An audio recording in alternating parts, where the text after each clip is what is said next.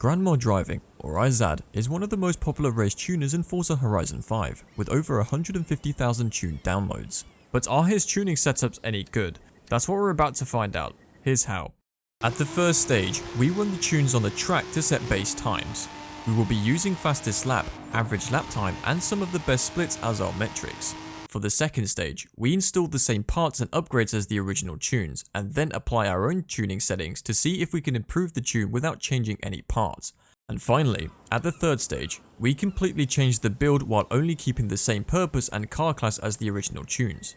We compare all the results in the end and give those tunes a score out of 5. I asked multiple other drivers to perform the same tests so we can get more accurate results. This should also tell us if different driving styles or skill levels have an effect on the tune. Here are the tracks we will be testing the tunes on. They are very similar compared to default Forza tracks, with a few adjustments added in. They have a good balance of straights and different types of corners. Time set on these tracks will tell us how good a car will perform for general road and off-road racing. We'll be testing 4 different race tunes from IZAD in this video. Let's begin. First, we'll be looking at this A-Class road tune for the Nissan R32, which is one of his most downloaded tunes.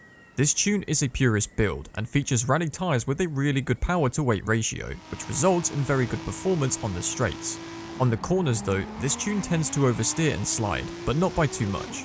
In fact, the oversteer was completely manageable, but some people still had issues with it. One thing the majority agreed on, however, was the lack of differential deceleration, which resulted in rear wheels frequently locking up upon braking. Aside from these issues, this tune was solid and felt really good to drive, and for an all-wheel drive purist build, it managed to set really fast times around the test track. But is it possible to push this build any further? For stage 2, the majority added some real decel, and some people used slightly more understeery settings. These were about the only changes we made to the tune, which had mixed results as you can see here. Drivers on the top half barely had any improvements and were putting down similar times. On the bottom half, however, some drivers managed to improve by nearly a second on average. It became clear that this tune was intended for players at above average skill level. But is it possible to make it better by changing the parts? Well, not really. We can of course swap in a V8 and add Forza Aero, but that would defeat the purpose of this tune. Aside from that, this tune uses efficient upgrade choices, and the only thing you can do is to add or lower small amounts of weight and power, which results in no noticeable improvements. Still, some people tried upgrading clutch, transmission and brakes in exchange for less power, and while those upgrades can make the car easier to drive, they didn't result in any improvements in stage 3 lap times. Overall, this tune came as a surprise to most drivers, and even for the rest, it wasn't too bad as it didn't need much changes to make it better. The average rating for this tune is 4.3 out of 5. Now it's time to look at this S1 class road tune for the Zerouno, which is another popular tune from IZAD, featuring rally tyres and an average power to weight ratio. Upon driving, this tune turned out to be extremely consistent and easy to drive for everyone, which is surprising. A tune that works for everyone? Well, this car features a good amount of non-adjustable downforce, which makes the car fairly planted, but it also makes it understeery and sluggish for some people. This was the only issue with this tune, and even that's manageable to some degree. This tune is balanced in every aspect, and for an all-wheel drive car, it managed to set some really fast times around the track. That was it for stage 1. For stage 2, you can tune the car for more oversteer, which helps, but not as much as you would expect. You are basically trading a bit of stability for more response and slightly better cornering. Some people also adjusted gearing and braking to their liking. These changes had mixed results. Some improved, some got worse, and some barely changed. On average, we see around 1/10 of improvement across all 3 metrics. So it's safe to say that this tune doesn't have much room for improvement, and that is especially true if we look at the upgrades. Even if we ignore the purist rule, there is barely anything you can change. Some people still tried and failed. There is barely any change in average times compared to stage 2, and that is it. In the end, this tune turned out to be near perfect, partly thanks to the car. But regardless, the average rating for this tune is 4.5 out of 5. The next tune is another purist road build, this time for the RX-7 at A-Class, and once again featuring rally tyres and an average power to weight ratio. This tune was similar to the R32 in terms of issues. It lacked rear decel, but it was nowhere near as bad. The main issue with this car was the oversteer. Rear-wheel drive combined with no aero resulted in very little rear grip. The car was unpredictable and way too twitchy. You have to be very careful on the throttle and steering in order to maintain grip. Out of 10 drivers, only 2 of us could cope with that much oversteer, so let's see if there is any way to fix this tune. The majority used stiffer front and softer rear anti-roll bars. The suspension settings were relatively soft with lowered rear ride height, and finally, more diesel was added on the differential. These settings ended up having a noticeable effect. The car was still a bit sketchy due to having no aerodynamics, but now, you had more rear grip, and with everyone adjusting the oversteer to their liking, they could comfortably use more of the available grip without pushing over it too easily.